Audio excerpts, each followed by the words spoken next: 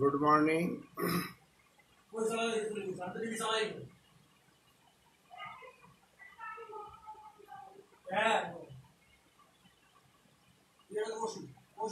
আচ্ছা, আমরা শুরু করি।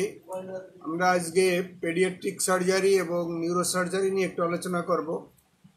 নিউরোসার্জারির কিছু পয়েন্ট বা কিছু সাবজেক্ট আছে তোমাদের ম্যান্ডেটরি জানতে হবে, খুব বেশি নয়, বাট কয়েকটা জিনিস খুব ভালো করে জানতে হবে।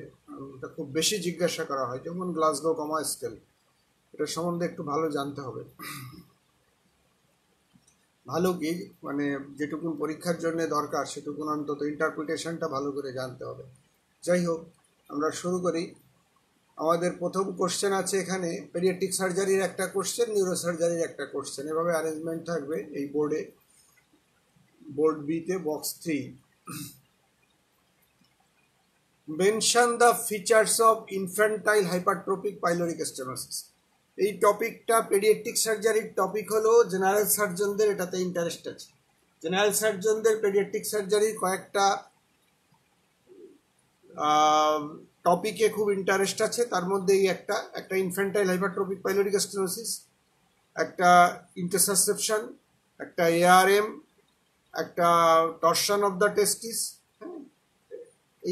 এই টপিকগুলো জেনারেল সার্জনদের খুব ইন্টারেস্ট আছে এবং তারা জিজ্ঞাসা করে। পেডিয়াট্রিক সার্জন বোর্ডে না থাকলেও জেনারেল সার্জন যে থাকবেন তিনি জিজ্ঞাসা করবেন এগুলি।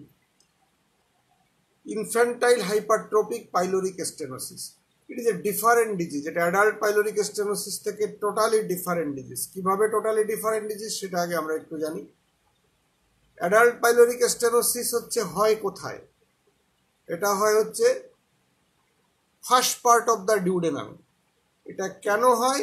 Due to the stricture, post ulcer healing stricture. ওখানে একটা ডিউডেনাল আলসার থাকে, সেটা হিল হয়ে যাওয়ার পর ওখানে একটি স্ট্রিকচার হয়। তাহলে এই pyloric stenosis in adult is a double misnomer. কিরকম ডাবল মিসনোমার? একটা হলো এটা নাম পাইলোরিক স্টেনোসিস, কিন্তু এটা পাইলোরাসে হয় না, এটা হয় ফার্স্ট পার্ট অফ দ্য ডিউডেনামে। পাইলোরাসে এটাই হয় না, ডিউডেনামে। আর এটা নাম স্টেনোসিস, কিন্তু এটা আসলে stricture, it is not stenosis. Stenosis কি জিনিস? কনজেনিটাল ন্যারোয়িং যদি হয় সেটা হলো stenosis. Congenital narrowing of a gut due to the complete recanalisation. গাটের দুইবার ক্যানালাইজেশন হয়, এটা কমপ্লিট রিক্যানালাইজেশন যদি না হয়, বা ফেলিওর অফ রিক্যানালাইজেশন, কমপ্লিট রিক্যানালাইজেশন যদি না হয়, তাহলে সেটাকে আমরা বলি স্টেনোসিস। আর অন্য জায়গায় হলো কনজেনিটাল ন্যারোয়িংরে আমরা বলি স্টেনোসিস, কিন্তু এটা কনজেনিটাল না। অ্যাডাল্টেরটা কনজেনিটাল না, অ্যাডাল্টেরটা হচ্ছে অ্যাকোয়ার্ড। সুতরাং এটা ডাবল মিসনোমার। একটা হচ্ছে এটা পাইলোরাসেই না, নাম পাইলোরিক স্টেনোসিস, এটা স্টেনোসিস না, স্ট্রিকচার, কিন্তু নাম হলো স্টেনোসিস। ঠিক এখানে কিন্তু infantile hypertrophic pyloric stenosis it is also a misnomer. আর তুমি যদি এখানে বলো কনজেনিটাল হাইপারট্রপিক পাইলোরিক স্টেনোসিস, তাহলে এটা ডাবল মিসনোমার। এখানে ডাবল মিসনোমার কেন?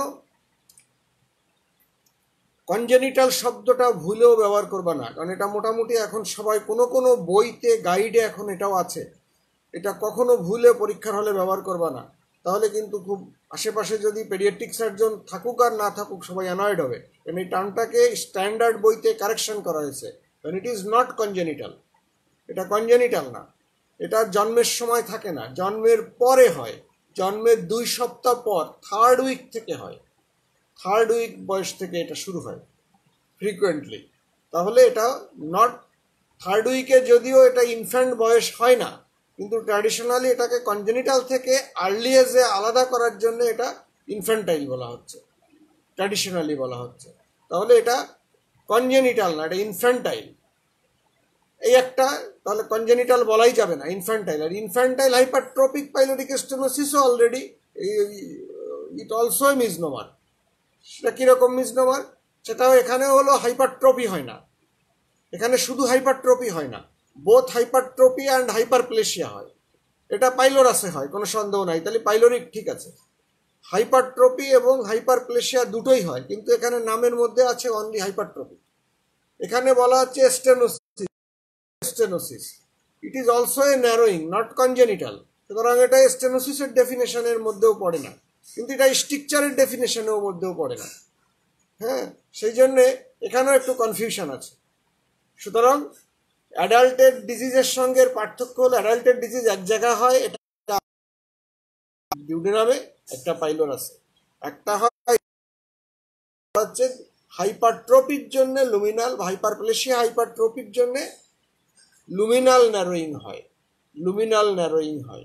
তাহলে দুটো টোটালি ডিফারেন্ট ডিজিজ, দুটো দুই বয়সে হয়। সুতরাং কখনো একই করে দুটোকে চিন্তা করা যাবে না, দুটো চিকিৎসাও আলাদা। তাহলে কোশ্চেনটা ছিল mention the features of infantile hypertrophic, feature নিয়ে প্রেজেন্ট করে। Infantile hypertrophic pyloric stenosis is clinical diagnosis. এইটা ডায়াগনোসিস করার জন্য কোনো পরীক্ষা নিরীক্ষা লাগে না,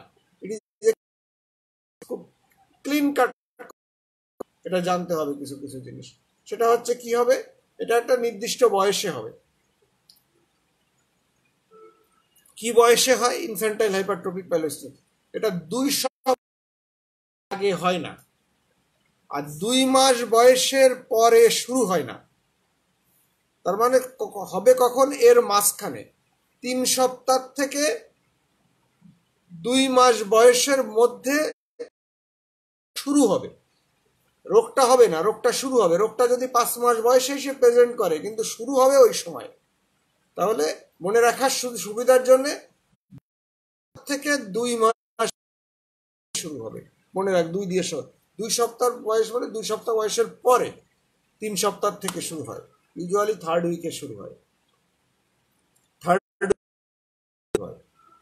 মোর ক্লাসিক্যালি শুরু হয় 4th উইক থেকে, 3rd উইকের পরে যে 4th উইক থেকে, 20 দিন পরের থেকে, 21 দিন পর থেকে। যাই হোক, মনে রাখার সুবিধার জন্য 2 সপ্তাহ থেকে 2 মাস বয়সের মধ্যে শুরু হয়, 2 মাস বয়সে হয় না, মধ্যে শুরু হয়। এই কথাটা যেন বারবার বলতে হবে। কাদের বেশি হয়? ফার্স্ট মেল বেবিদের বেশি হয়। তার মানে 2nd 3rd বেবিতে হবে না তা না, তাদেরও হতে পারে, কিন্তু দেখা গেছে ইনসিডেন্সটা ফার্স্ট বর্ন মেল বেবিদের বেশি হয়, ফিমেলেরও হতে পারে, মেল বেবিদের বেশি হয়। কথাটার অর্থ কি ফিচার নিয়ে প্রেজেন্ট করে? ভমিটিং। ক্লাসিক্যাল ফিচার হচ্ছে ভমিটিং, নন বিলিয়াস ভমিটিং। এর কয়েকটা প্যারামিটার আছে। অ্যাডাল্টে যেমন পাইলোরিক স্টেনোসিসের অনেক প্যারামিটার আমরা বলি, এখানে এতগুলি বলা লাগে না, বাচ্চারা এতগুলি বলতে পারে না, এতগুলি পাওয়াও যায় না। এখানে পরিষ্কার করে 2টা 3টা প্যারামিটার বলতে হবে পরিষ্কার করে। সেই কি কি? 1 নম্বর হচ্ছে vomiting will be non bilious, vomiting will be projectile, হ্যাঁ, vomiting will be post prandial, আর immediately after vomiting baby is thirsty. বাচ্চা বমি করবে ঘন ঘন, কিন্তু সে সবসময় খেতে থাকবে, প্রচন্ড ক্ষুধা থাকবে, তা খেতে থাকবে। বমি করার পর মুহূর্তে সে আবার খেতে চাবে, তার অ্যাপেটাইটের কোনো সমস্যা নাই। প্রবলেম হচ্ছে মেকানিক্যাল ডিস্টাল অবস্ট্রাকশন। সুতরাং তার অ্যাপেটাইটের কোনো সমস্যা নাই। তাহলে কি কি বললাম প্যারামিটারগুলো? ভমিটিং হবে নন বিলিয়াস, post প্রান্ডিয়াল, vomiting will be projectile, and after vomiting baby will be very thirst. These are the characteristics of infantile hypertrophic pyloric stenosis এর ভমিটিং এর ক্যারেক্টারিস্টিক, টিপিক্যাল ক্যারেক্টারিস্টিক এইগুলি। একটা আমরা যেমন বড়দের ক্ষেত্রে বলি নন রিসিডুয়াল ডাইট, হ্যাঁ, অমুক তমুক, ফাউল স্মেলিং, এসব বাচ্চাদের বলা লাগে না, এই 4টা বললেই হবে, আর কিছু না। এটা হলো সিমটম ভমিটিং। মা বলবে ভমিটিং, এবং প্রশ্ন করে ভমিটিং এর ক্যারেক্টারিস্টিকটা জিজ্ঞাসা করতে হবে। এক্সামিনেশন করলে আমরা কি পাবো? এই ক্যারেক্টারিস্টিক একটাই। এক্সামিনেশন করলে আমরা, জেনারেল এক্সামিনেশন করলে এভিডেন্স অফ ওয়েস্টিং পাবো, এভিডেন্স অফ ডিহাইড্রেশন পাবো।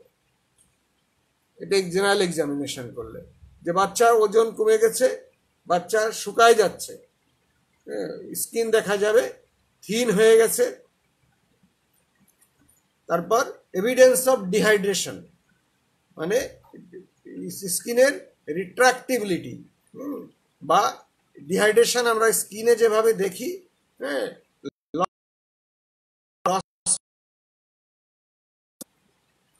ড্রাই থাকবে, টাং ড্রাই থাকবে, বেবি থার্স্টি থাকবে, প্রস্রাব কমে যাবে। আচ্ছা, সিমটমে আরো দুটো কথা আমাদের জিজ্ঞাসা করতে হয়, মা যদি না বলেন আমি বলে নেই সেটা কি কি। দুটো বা তিনটা কথা জিজ্ঞাসা, একটা তো ভমিটিং, কমপ্লেন করবে মা যে টিপিক্যাল ভমিটিং হচ্ছে 3 সপ্তাহ বয়স থেকে বা 3 সপ্তাহ বয়সের পর থেকে বমি। আর কি কি কমপ্লেন করতে পারে মা? মা বলতে পারে বাচ্চার দ্রুত ওজন কমে যাচ্ছে, বাচ্চার প্রস্রাব আগের থেকে কম হচ্ছে, বাচ্চার পায়খানা কম, সিমটমের মধ্যে যাবে সবকটা টোটাল সিমটম। যদি আমি বলি ভমিটিং,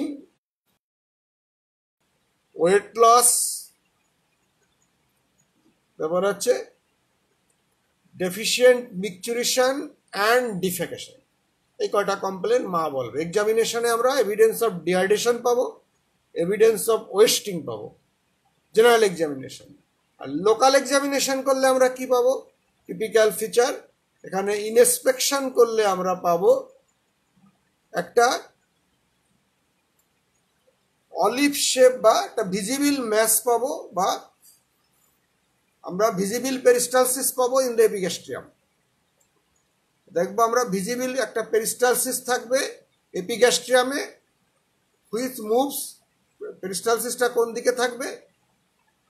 লেফট টু রাইট, এটা যেন খেয়াল থাকে। একটা ভিজিবল ইনস্পেকশনে আমরা ভিজিবল পেরিস্টালসিস পাবো এপিগ্যাস্ট্রিয়ামে, উইথ ডিরেকশন হবে হচ্ছে লেফট টু রাইট। আর প্যালপেশন করলে আমরা কি পাবো? প্যালপেশন করলে আমরা একটা olive shape mass in the দ্য এপিগ্যাস্ট্রিয়ামে, olive shape mass in the epigastrium. তাহলে এই কয়টা ফিচার যদি আমরা পাই, অথবা আমরা যদি ট্রায়াড বলি, typical triad of infantile important তিনটা ফিচার, তাহলে আমরা কি বলবো? এক নাম্বার বলবো যে নন bilious is vomiting characteristic, non bilious postprandial projectile vomiting, এটা আমরা একটা ভমিটিং এর ক্যারেক্টারিস্টিক পাবো, ভমিটিং পাবো। তারপরে পাবো আমরা হচ্ছে একটা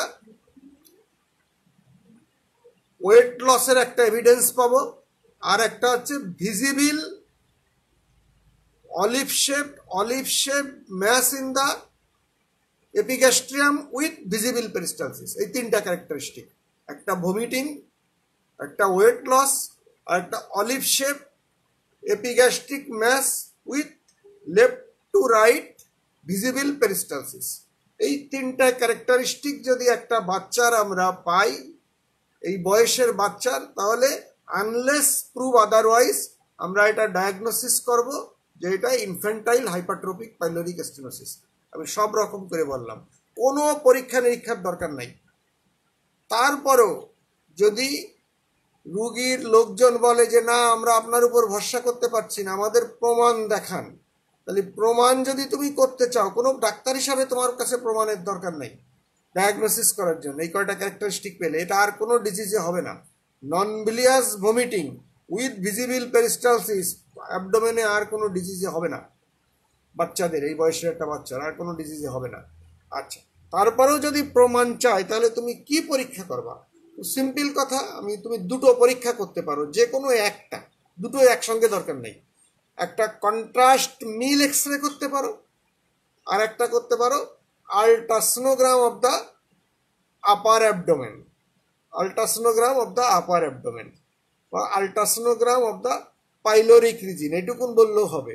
হোল অ্যাবডোমেন তো তোমার এক্সামিন করার দরকার নাই, অপ্রয়োজনীয়। পরীক্ষা দেওয়ার সময় শুধু ইনভেস্টিগেশন, বিশেষ করে আল্ট্রাসোনোগ্রাম মোর স্পেসিফিক। যত স্পেসিফিক তোমার রিকোয়ারমেন্ট হবে তত বেটার তোমাকে ডেসক্রিপশন দিবে সোনোলজিস্ট। আর তুমি যদি হোল বডি চাও তাও হোল বডি সে 4 লাইনের মধ্যে শেষ করে দেবে। আর তুমি যদি শুধু পাইলোরাস চাও, সে পাইলোরাসের ডেসক্রিপশনও 4 লাইন লিখে দেবে। সুতরাং যতটুকু স্পেসিফিক বলবা তত ভালো করে সে দেখবে, সুন্দর করে দেখবে। তাহলে কন্ট্রাস্ট মিল এক্স রে, বেরিয়াম মিল বলা যাবে না, বেরিয়াম বাচ্চাদের আমরা করি না, বেরিয়াম ইজ ডেঞ্জারাস। কারণ বমি করে যদি ওই বেরিয়ামটা রেসপিরেটরি ট্র্যাক্টে চলে যায়, নির্ঘাতেই বাচ্চা মারা যাবে। বেরিয়াম এত পাজি জিনিস, এত স্টিকি, আচ্ছা, ইরিটেশনের জন্য।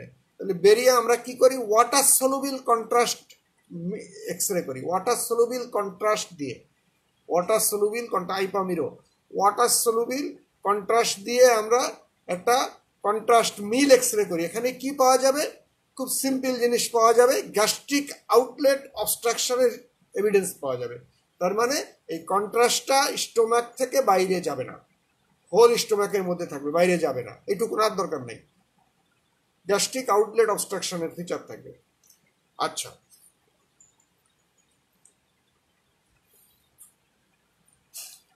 এরপর হচ্ছে আল্ট্রাসোনোগ্রাম। আল্ট্রাসোনোগ্রামে আমরা কি পজিটিভ ফাইন্ডিংস পাবো? সিম্পল দুটো জিনিস আমাদের জানতে হবে। সেটা হচ্ছে পাইলোরাসের দুটো ডেসক্রিপশন লাগবে, যে পাইলোরাসটা এলংগেটেড হয়েছে, পাইলোরাসের থিকনেস বেড়ে গেছে, পাইলোরাসের মাসেলের থিকনেস বেড়ে গেছে। খুব সিম্পল, এলংগেটেড হয়েছে, 2 সেন্টিমিটারের বেশি হয়ে গেছে, থিকনেস 2 মিলিমিটারের বেশি হয়ে গেছে, পরিষ্কার হয়ে গেল 2 মিলিমিটারের বেশি। লেন্থ যদি, অনেকে আবার 3ও বলে, 3 সেন্টিমিটারের বেশি হয় আর থিকনেস যদি 3 মিলিমিটারের বেশি হয়, তাহলে তোমার এত বলার দরকার নাই, তুমি বলবা যে পাইলোরাসটা এলংগেটেড হয়ে যাবে, পাইলোরিক ক্যানালটা এলংগেটেড হয়ে যাবে বা পাইলোরাস এলংগেটেড হয়ে যাবে, আর পাইলোরাসের থিকনেস বেড়ে যাবে, মাসেল থিকনেস বেড়ে যাবে, আর কিছু বলার দরকার নেই। তাহলে these are the clinical feature and diagnosis of infantile hypertrophic pyloric stenosis. একটু আমি বেশি বললাম এই জন্য। What is the name of operation? হ্যাঁ, ভেরি গুড। এই অপারেশনটার সবাই করে, জেনারেল সার্জনরা করে, পেডিয়াট্রিক সার্জনরা করে, সবাই করে। সেজন্য এই অপারেশনের নামটাও ইন্টারেস্টিং। সেটা কি? রামস্টেড অপারেশন। এটা হলো ওই ভদ্রলোক করেন এই নাম। আসলে অপারেশনের প্রসিডিওরটা কি? প্রসিডিওরটা হচ্ছে পাইলোরোমায়োটমি। পাইলোরোমায়োটমি তার মানে পাইলোরাসের মাসেলগুলোকে কাটা হয়, মায়োটমি। মাসেলগুলোকে, ওটমি মানে অন্য জায়গায় যা বোঝায়, এখানে কিন্তু তা না, একটু পার্থক্য আছে। ওটমি মানে অন্য জায়গায় ওপেন করা হয় এবং ক্লোজ করা হয়, আর এখানে পাইলোরোমায়োটমিতে হচ্ছে মাসেলগুলোকে কেটে ওপেন করা হয় কিন্তু ক্লোজ করা হয়, পাইলোরোমায়োটমি। আরেকটা ব্যাখ্যা আছে যে আমরা মাসেলগুলোকে কাটি, মিউকাসকে তো কাটি না, ভিতরে ঢুকি না, আমরা ক্যাভিটির মধ্যে ঢুকি না, ইন্টেস্টাইনের ভিতরে ঢুকি না, সেজন্য আমাদের ক্লোজ করার দরকার নেই।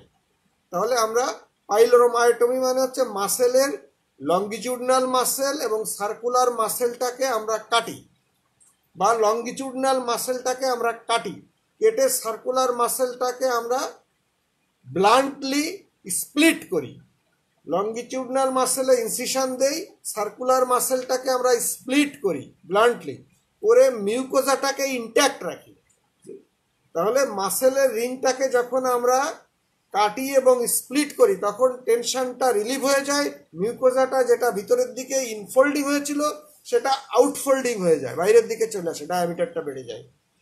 এই অপারেশনটাকে আমরা নাম দিয়েছি, রামস্টেড সাহেব অপারেশন করেছিল, এই জন্য রামস্টেড অপারেশন।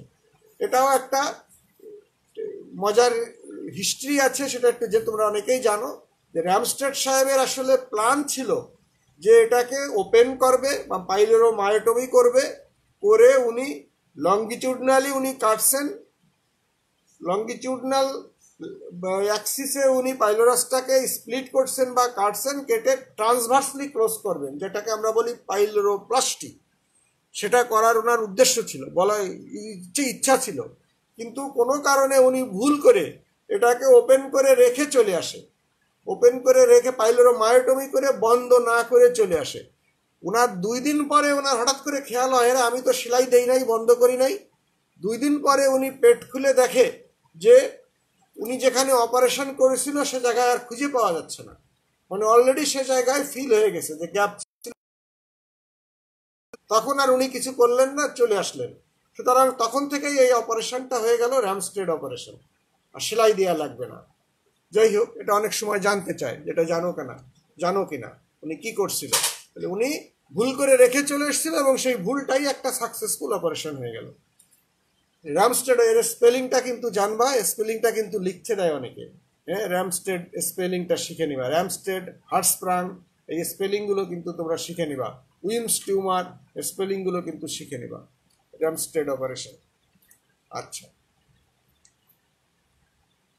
এরপরে যে কোশ্চেন, এটা হচ্ছে সব থেকে ইম্পর্ট্যান্ট কোশ্চেন আজকে স্লাইডের মধ্যে, what is Glasgow coma scale, what is importance, এইটা সম্বন্ধে ভালো করে জানতে হবে। এর থেকে এইটা না জানলে পাশ করে বেরোয় আসতে পারবে না। এটা অর্থোপেডিক সার্জন যেহেতু বোর্ড বিতে থাকে, উনিও জানতে চাবে, জেনারেল সার্জন থাকুক, নিউরোসার্জন থাকুক, পেডিয়াট্রিক সার্জন থাকুক, উনিও জানতে চাবে। এটা খুবই ইম্পর্ট্যান্ট জিনিস। হেড ইঞ্জুরির সব থেকে ইম্পর্ট্যান্ট জিনিস হলো এটা, গ্লাসগো কমা স্কেল। এবার what is Glasgow coma scale কোশ্চেনটা। গ্লাসগো কমা স্কেলটা কি? ইট is a clinical scale for assessment of head injury. মিলে এই হলো সিম্পল। এই ক্লিনিক্যাল স্কেল কিন্তু আরও আছে হেড ইঞ্জুরির, সেগুলো এত জনপ্রিয় হয় নাই। যত জনপ্রিয় হয়েছে গ্লাসগো কমা স্কেল, আরও অনেক স্কেল আছে হেড ইঞ্জুরির। তাহলে এটা হলো হেড স্কুলের একটা ক্লিনিক্যাল স্কেল, এখানে কোনো পরীক্ষা লাগে না, রুগীকে এক্সামিন করে বলা যায়। It is a clinical scale for assessment of head injury. Head ইঞ্জুরির রুগী আসলে এই স্কেলটা, ক্লিনিক্যাল স্কেলটা তোমাকে অ্যাসেস করতে হবে, করে রুগীর সম্বন্ধে সিদ্ধান্ত নিতে হবে। তাহলে this is a clinical scale for assessment of head injury. এবার আমি পরে যাওয়ার আগে কোশ্চেনে আরেকটা পার্ট আছে, সেটা একটু বলে নিই। What is the importance of Glasgow coma scale? Glasgow coma স্কেলের ইম্পর্টেন্স কি? কি কি করা যায় আমরা গ্লাসগো কমা স্কেল দিয়ে? আমরা কি কি জিনিস জানতে পারি? একটা হচ্ছে অ্যাসেসমেন্ট অফ হেড ইঞ্জুরি, আগেই বললাম। এই অ্যাসেসমেন্ট অফ হেড ইঞ্জুরিটা কি কি দেখি আমরা? এটা সিভিয়ারিটি অফ হেড ইঞ্জুরি দেখি, হেড ইঞ্জুরির সিভিয়ারিটি আছে কিনা। প্ল্যান অফ ট্রিটমেন্ট, এই গ্লাসগো কমা স্কেলের উপর ভিত্তি করে আমরা একটা রুগীকে ভর্তি করবো কিনা, স্পেশালাইজ সেন্টারে রেফার করবো কিনা, সেগুলো আমাদের জানতে হয়। তাহলে প্ল্যান অফ ট্রিটমেন্টের জন্য গ্লাসগো কমা স্কেল লাগে। তারপর হচ্ছে monitoring of the head injury, head ইঞ্জুরিটা কি ইমপ্রুভ করছে না ডেটোরিয়েট করছে, সেটাও আমাদের এই গ্লাসগো কমা স্কেল দিয়ে বুঝতে হয়, যে আগেরটার সাথে কম্পেয়ার করে। আবার কি prognosis of the head injury, সেটা কি prognosis of the head injury. মানে গ্লাসগো কমা স্কেল দেখেই আমরা বলে দিতে পারি, রুগী কাউন্সেলিং করতে পারি, বলে দিতে পারি যে আপনার রুগীর অবস্থা ভালো বা রুগীর অবস্থা ভালো না। তাহলে দিস ইজ দ্য ইম্পর্টেন্স। একটা হচ্ছে সিভিয়ারিটি অফ হেড ইঞ্জুরি আমরা জানতে পারি, প্ল্যান অফ ট্রিটমেন্ট করতে পারি, তারপর হচ্ছে monitoring of the head injury and prognosis of the head injury. এই সবগুলোর জন্যই আমাদের গ্লাসগো কমা স্কেল লাগবে। তাহলে গ্লাসগো কমা স্কেলের এটা হচ্ছে ইম্পর্টেন্স। এই কথাটা কিন্তু বইতে ভাবে সুন্দর করে পাবে না, এটা যেন ভুল না হয়, ফ্রিকোয়েন্টলি এটা জিজ্ঞাসা করাবো ইম্পর্টেন্সটা কি। এইবার গ্লাসগো কমা স্কেলের interpretation and parameter. Glasgow coma স্কেলের প্যারামিটার কি কি, এখানে যেটা তোমরা ফ্রিকোয়েন্টলি আমরা বলি আর ফ্রিকোয়েন্টলি তোমরা ভুল করো, এটা যেন না হয়, সেটা কি কি আছে? একটা হচ্ছে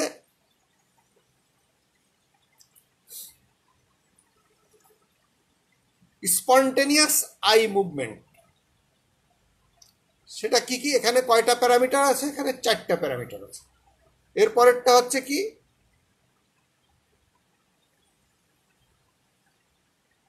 ভার্বাল রেসপন্স। ভার্বাল রেসপন্সে 5টা প্যারামিটার আছে।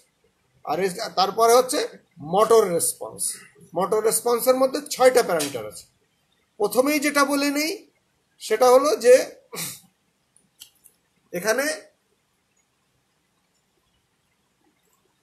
কোনো প্যারামিটারের স্কোর 0 নেই, এটা যেন ভুল না হয়। 0 কোনো প্যারামিটারের স্কেল নাই। এটা কেন কথাটা গুরুত্বপূর্ণ, পরে আমি লাস্টে বলবো।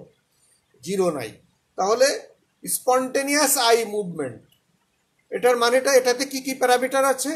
প্রথমে হলো উপর থেকে নিচের দিকে স্কোরগুলো আসবে। প্রথম যে স্কোর সেটা হলো কত? 4 থেকে, হ্যাঁ 4 থেকে।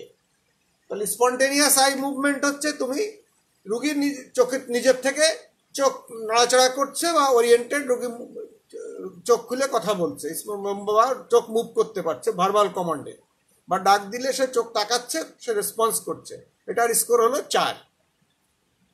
তারপরেরটা হলো যে রুগী, ঠিক আছে তো,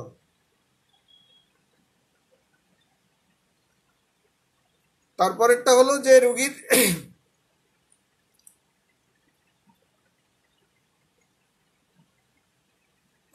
আই ওপেন করবে টু পেনফুল স্টিমুলাই।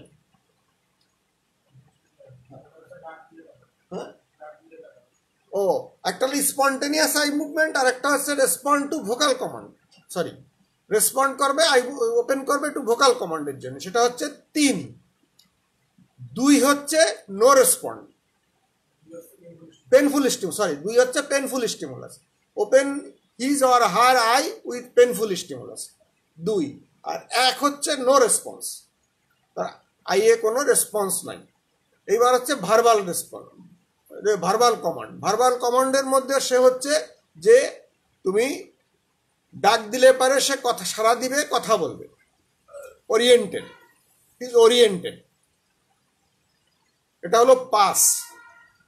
4 হচ্ছে, তোমরা এটা মিলাই নিবা বইয়ের সঙ্গে, এটা এক এক বইতে এক এক রকম ভাষা দেওয়া আছে।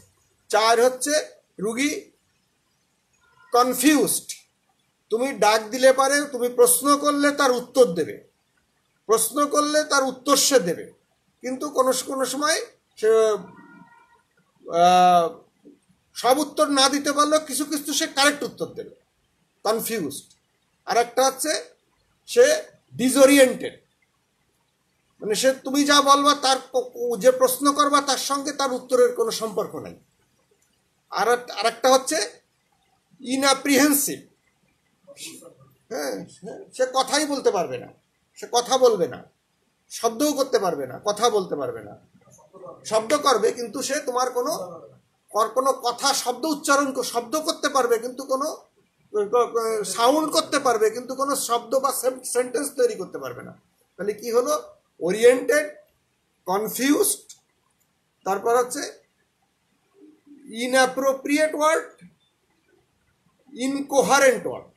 মানে বিভিন্ন বইতে বিভিন্ন রকম ভাষা দেওয়া আছে, তোমরা একটু মিলিয়ে নিও।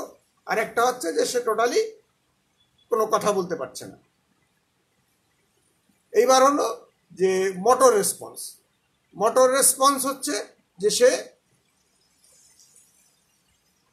হাত পা মুভ করতে পারবে, এটা হলো 6, মুভ করতে পারবে। 5 হচ্ছে তুমি যদি পেনফুল স্টিমুলাস দাও তাহলে সে উইথড্র করবে, মুভ করবে, উইথড্র করবে। 4 হচ্ছে তুমি যদি তাকে পেনফুল স্টিমুলাস দাও তাহলে তার ফ্লেকশন রেসপন্স হবে, ফ্লেকশন রেসপন্স হবে, কিন্তু সে করতে পারবে কিন্তু সে উইথড্র করতে পারবে না। তারপরে হচ্ছে কথা বললো এটা, তারপরেরটা হলো হবে যে সে স্প্যাস্টিক মুভমেন্ট হবে, ফ্লেকশন হবে বাট স্প্যাস্টিক ফ্লেকশন মুভমেন্ট হবে। আর লাস্টেরটা হচ্ছে যে তার রিজিড এক্সটেনশন মুভমেন্ট হয়ে থাকবে, যেটাকে আমরা বলি ডিসেরিব্রেটেড রিজিডিটি। হ্যাঁ, একটা ডিকর্টিকেট রিজিডিটি, একটা ডিসেরিব্রেটেড রিজিডিটি। তাহলে এখানে কোনোটাই জিরো নাই। তাহলে প্রথমে একটা কথা বলে, তাহলে একটা রুগীর যদি তুমি এভাবে যোগ করবা 3টা গ্রুপ প্যারামিটারে, 3টা গ্রুপের যেসব প্যারামিটার আছে সেই প্যারামিটারগুলো যোগ করতে হবে, প্রতিটার স্কোর যোগ করে তোমাকে টোটাল হাইয়েস্ট স্কোর হবে কত? হাইয়েস্ট স্কোর হলো 6, আর 5 11, আর 4 15। হাইয়েস্ট হতে পারে 15, আর লোয়েস্ট হতে পারে কত? লোয়েস্ট হতে পারে হচ্ছে 1 1 1 3। তাহলে যে লোকটা মারা গেছে তাকে তার গ্লাসগো কমা স্কেল হতে হবে মিনিমাম 3। 3-এর নিচেই কিন্তু গ্লাসগো কমা স্কেল হয় না। এই ভুলটাই তোমরা পরীক্ষার সময় করো। আমি এত কিছু বলার উদ্দেশ্য হলোই গ্লাসগো কমা স্কেল কিন্তু সুন্দর করে মনে রাখতে হবে। আমি তো রেগুলার চর্চা করি না, আমার ওরকম করে মনে নাই। আমার যেটা মনে আছে বেসিক থেকে সুন্দর করে একদম যেভাবে শব্দগুলো আছে সেইভাবে শব্দগুলো ব্যবহার করতে হবে, উল্টোপাল্টা ব্যবহার করলে হবে না। তাহলে হাইয়েস্ট স্কোর হলো 15। হাইয়েস্ট স্কোর মানে মাথায় আঘাত লাগছিল কিন্তু সে তার স্কোর 15। যেমন আমি বাসার থেকে বেরোনোর সময় আমার মাথায় একটা আঘাত লাগলো, বা আমার মাথায় একটা ডাল ভেঙে পড়লো, সেটাও তো একটা হেড ইঞ্জুরি হবে। হেড ইঞ্জুরির ডেফিনেশন আমি পরে আসছি। তাহলে এটা কোনো আমার সিভিয়ারিটি যদি আমি দেখতে চাই, তাহলে আমি যদি ফুলি এইগুলো আমার সমস্ত স্কোরগুলোর যোগফল যদি 15 হয়, বা তুমি পরীক্ষা দিতে এসছো কোনো কারণে তোমার মাথায় আঘাত লেগে এসছে, তোমাকে জিজ্ঞাসা করা হলো যে তোমার স্কোর এখন কত, তুমি পরীক্ষা দিচ্ছ, আমার সামনে বসে প্রশ্নের উত্তর দিচ্ছ, আমার দিকে তাকাচ্ছ, তার মানে তোমার স্কোর 15। আর যে লোকটা মরে গেছে হেড ইঞ্জুরির জন্য, তার স্কোর মিনিমাম 3 হবে, 3-এর নিচে কিন্তু স্কোর হবে না। অনেকেই এটা বলে 0 হবে। ডেড বডির স্কোর কত? 0। 0 কখনো হবে না, মিনিমাম 3 হতে হবে। আচ্ছা, এইবার এই যোগফলকে আমরা সিভিয়ারিটি অফ হেড ইঞ্জুরি দেখার জন্য 3টা ভাগে ভাগ করি। কোনো কোনো বইতে 4টা ভাগও আছে, তোমাদের জানার দরকার নাই। 3টা ভাগে: mild, moderate, severe. Mild head injury কখন? মাইল্ড হেড ইঞ্জুরি হচ্ছে স্কোরের যোগফল যখন 13 থেকে 15-র মধ্যে হবে। 13 থেকে 15-র মধ্যে যখন স্কোর হবে 3টার যোগফল, তখন আমরা তাকে বলবো mild head injury. Moderate head injury কোনটা? মডারেট হেড ইঞ্জুরি যদি 8 থেকে 12-র মধ্যে স্কোর হয়, 9 থেকে 12-র মধ্যে স্কোর হয়, 8 না, 9 থেকে 12-র মধ্যে যদি স্কোর হয় তাহলে সেটা হলো মডারেট হেড ইঞ্জুরি। আর সিভিয়ার হেড ইঞ্জুরি হচ্ছে 8 বা তার নিচে যদি হয়, মানে 3 থেকে 8-এর মধ্যে যদি হয়, তাহলে সিভিয়ার হেড ইঞ্জুরি। এটা যেন ভুল না হয়। তাহলে this is basic about Glasgow coma scale.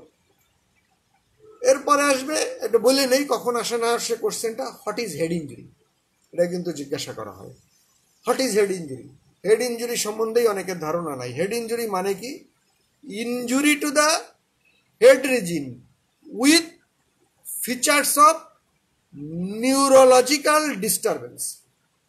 তোমার মাথায় যাওয়ার সময় একটা রিক্সার হুডে একটু খোঁচা লাগলো, এটা হেড ইঞ্জুরি হবে না। হ্যাঁ, তোমার মাথায় কেউ পেন্সিল দিয়ে একটা বাড়ি দিল, কলম দিয়ে একটা টোকা দিও, এটা হেড ইঞ্জুরি হবে না। হেড রিজিনে আঘাত লাগছে বলে হেড ইঞ্জুরি হবে না।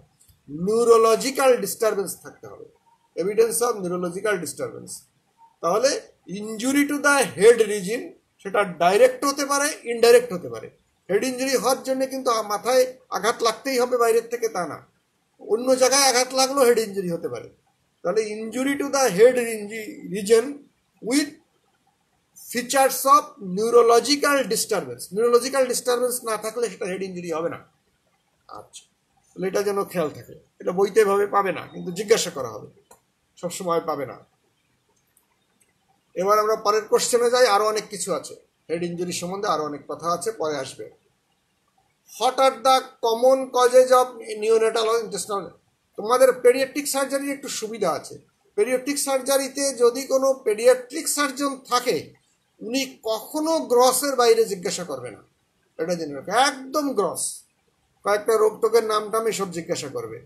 বরং পেডিয়াট্রিক সার্জন না থাকলে 2জন জেনারেল সার্জন যদি থাকে বোর্ড বিতে, কখনো কখনো এরকম হতে পারে যে এক্সামিনার আসে নাই, তখন একটু সমস্যা হয়ে যেতে পারে, এলাবোরেট জিজ্ঞাসা করে। তাছাড়া কিন্তু জিজ্ঞাসা করা হয় না খুব বেশি কিছু। এটা একটা সুবিধা, বেশি জানার দরকার নাই। কয়েকটা ডিজিজের নাম। What are the common causes of neonatal intestinal obstruction. এই জিনিসটা বুঝে উত্তর দিতে হবে। তোমরা ফ্রিকুয়েন্টলি এই উত্তরটা ভুল দাও। আমরা এত কম কথা বলি, তোমাদের কম জানতে বলি, তোমরা বেশি জেনে ফেলো। তোমরা প্রথমেই বলো যে ইনফ্যান্টাইল হাইপারট্রফিক পাইলোরিক স্টিনোসিস। ইনফ্যান্টাইল না, আমি তো ইনফ্যান্টাইল, তাহলে নিওনেটাল ডিজিজ হলো কিভাবে? 1 নম্বর। আর নিওনেটাল ইন্টেস্টিনাল অবস্ট্রাকশন, একদম আমরা এখানে জানতে চাই এই নিওনেট তো 0 থেকে 28 দিন বয়স পর্যন্ত। নিওনেট 0 থেকে 28 দিন বয়স পর্যন্ত। আমরা জানতে চাই একেবারেই প্রথম দিকে যে অবস্ট্রাকশন হয় সেই কয়টাই অ্যাবসুলেটলি নিওনেটাল, যেটা আর অন্য কোনো ডিজিজে হতে পারে না, শুধুমাত্র নিওনেটেই হতে পারে, আর কোনো জায়গায় হতে পারে না। সেইগুলোই আমরা জানতে চাই। তোমরা 3টা বা 4টা ডিজিজের নাম মনে রাখবা, বেশি মনে রাখার দরকার নেই পাস করার জন্য। সে কি কি? 1 নম্বরেই হচ্ছে ইন্টেস্টিনাল অ্যাট্রেসিয়া। এটা বলতে যে তোমরা জেজুনাল অ্যাট্রেসিয়া, আইলিয়াল অ্যাট্রেসিয়া এত ঝামেলায় যাবে না, সিম্পল ইন্টেস্টিনাল অ্যাট্রেসিয়া। 2 নম্বর মেকোনিয়াম আইলিয়াস, এটা যেন ভুল নয়, মেকোনিয়াম আইলিয়াস। 3 নম্বর meconium plug syndrome. Meconium ileus যে সার্জিক্যাল ডিজিজ, আর মেকোনিয়াম প্লাক মানে প্লাক দিয়ে বন্ধ হয়েছিল, কোনো কারণে বের করে দিলেই সেটা ঠিক হয়ে গেল। এটা বেশ কমন, এটা অপারেশন লাগে না, বাট ভেরি কমন। তাহলে এটা একটা মেকোনিয়াম প্লাক সিন্ড্রোম। মেকোনিয়াম দিয়ে তো আর তোমার অ্যাডাল্ট হইতে পারে না। মেকোনিয়াম দিয়ে তো 1 বছরের 1 মাস বয়সের বাচ্চার অবস্ট্রাকশন হতে পারে না। এটা হতে হলে জন্মের সাথে সাথেই হতে হবে। এটা জন্য একদম অ্যাবসলিউটলি নিওনেটাল ডিজিজ। আর 4 নাম্বার যদি বলতে চাও তোমরা বলতে পারো এটা ভলভুলাস নিওনাটারাম।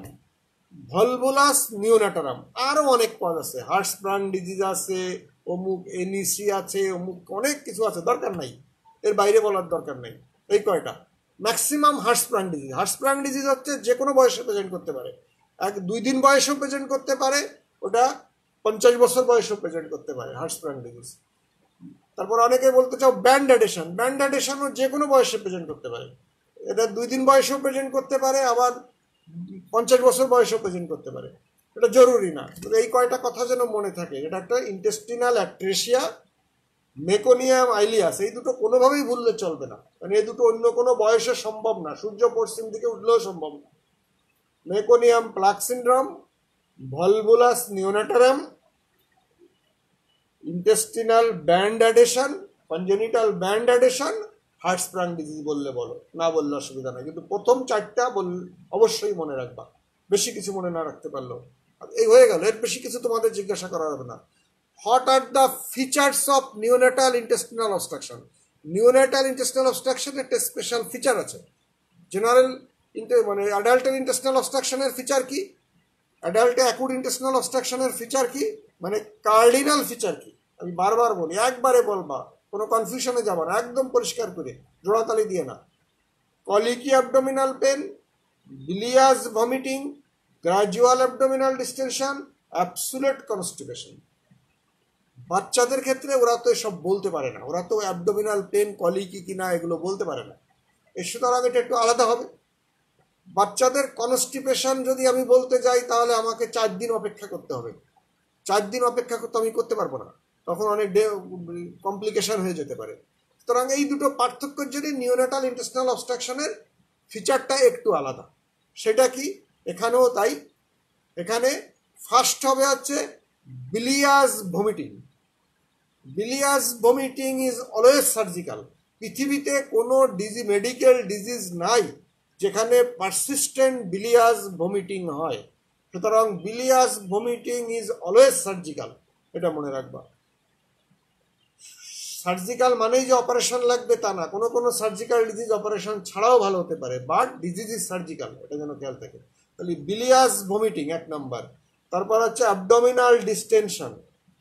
বিলিয়াস ভমিটিং, অ্যাবডোমিনাল ডিস্টেনশন, এটা এখানে অ্যাবডোমিনাল ডিস্টেনশন হবে, গ্রাজুয়াল অ্যাবডোমিনাল ডিস, যত সময় যাবে অ্যাবডোমিন ডিস্টেন্ডেড হবে। Failure to pass meconium or delayed passage of meconium, এই 3টা হচ্ছে নিওনেটাল ইন্টেস্টিনাল অবস্ট্রাকশনের feature. Failure to pass meconium, meconium pass করে নাই, অথবা delayed passage of meconium, meconium 24 ঘন্টার পরে যদি পাস করে এটা ডিলে, বাট নট, এটা ডাউটফুল, নট সিগনিফিক্যান্ট। কিন্তু if not pass within 48 hours, 48 ঘন্টার মধ্যে পাস না করে, ইট ইজ সিগনিফিক্যান্ট। তাহলে কি হলো, মেকোনিয়াম নর্মালি 24 ঘন্টার মধ্যে পাস করবে, যদি পাস না করে তাহলে এটা is not normal, it is doubtful বা সাসপিশাস। কিন্তু 48 ঘন্টার মধ্যে যদি পাস না করে then it is significant. What is meconium? Meconium হচ্ছে, this is the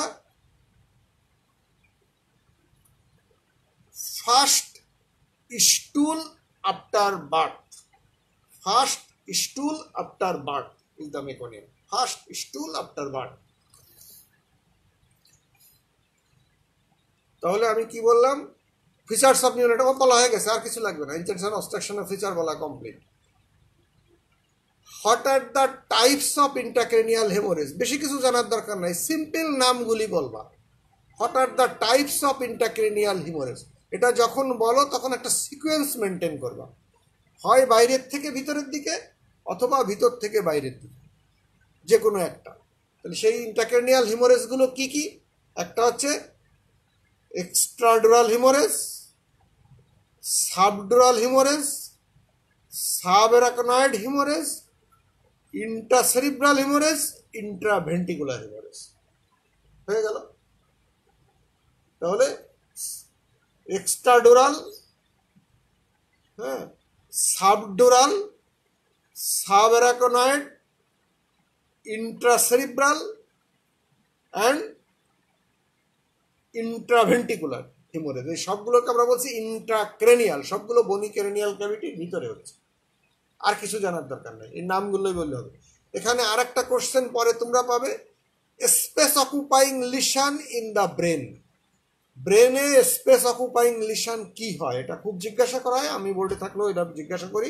simplest question, কোনো ক্লাসিফিকেশন কতগুলো নাম বলে দিলেই হবে। সেই নামগুলো কি, কয়েকটা লিশনের নাম বলবা যে লিশনটা ব্রেনের জায়গা দখল করে রাখে, কারণ এটা খুবই ইম্পর্ট্যান্ট ব্রেনের জন্য। ব্রেনে যদি কোনো স্পেস অকুপাইং লিশন হয় তাহলে অলওয়েজ সেটা সিমটম তৈরি করবে। ব্রেনের উপর যেখানে প্রেশার দেবে সেই রিপ্রেজেন্টেটিভ এরিয়ার জন্য সিমটম তৈরি হবে। এই স্পেস অকুপাইং লিশন ব্রেনে কি হতে পারে? সিম্পল ব্রেনের টিউমার হতে পারে, ব্রেনে অ্যাবসেস হতে পারে, ব্রেনে সিস্ট হতে পারে, ব্রেনে হিমোরেজ হতে পারে। তাহলে এই চারটা বললেই হয়ে যাবে।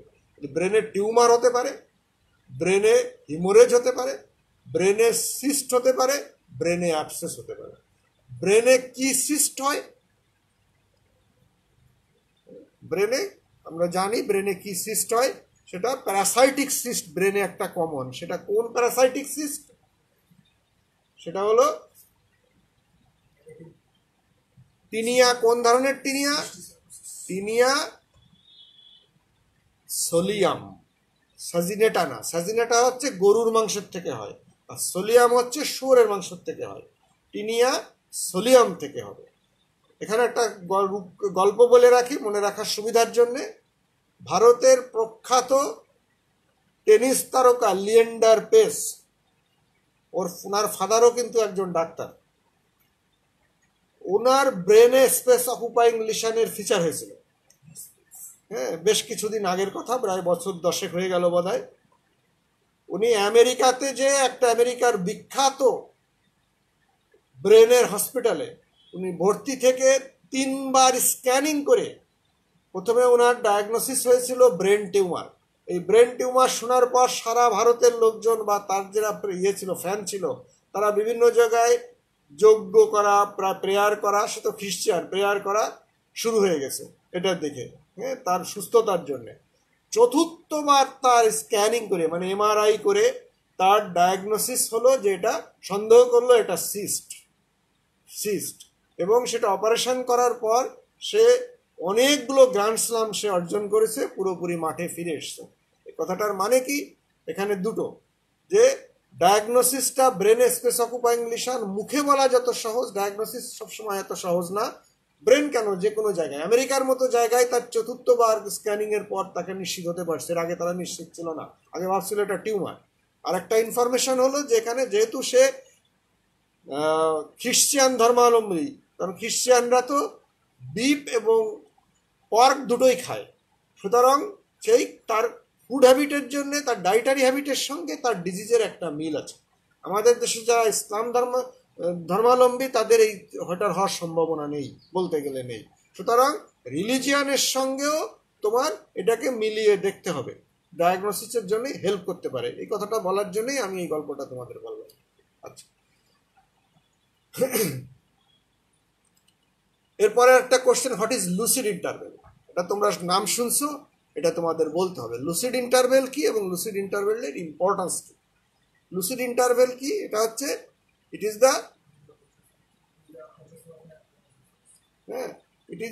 The period of consciousness between the two period of unconsciousness. তাহলে it is the period of consciousness between the two period of unconsciousness. এটা অর্গানিক লিশানেও হতে পারে, ফাংশনাল লিশানেও হতে পারে ব্রেনে।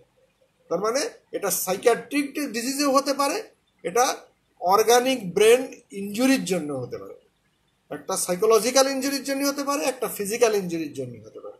যেভাবেই হোক না কেন, লুসিড ইন্টারভেলের ইম্পর্টেন্স কি?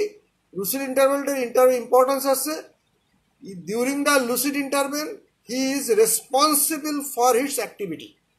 মানে সে ভালো কাজ করলো তার জন্য সে দায়ী থাকবে, খারাপ কাজ হলো তার জন্য সে পানিশেবল হবে।